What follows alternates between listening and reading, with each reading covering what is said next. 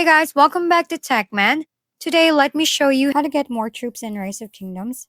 Building a larger army in Rise of Kingdoms is all about training efficiently and maximizing your resources. Start by selecting the appropriate military building, like a barracks or archery range, and depending on the troops you want, and begin training. To speed up the process, use available speed up items, allowing you to produce troops faster and reach your target numbers more quickly.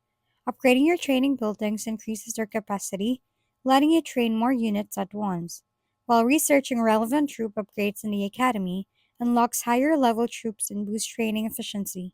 By consistently training, using speed ups, and improving your buildings and research, you can steadily expand your army and maintain a strong, ready to deploy force. If we've been helpful, kindly give us a thumbs up and don't forget to hit the subscribe and bell button for more contents.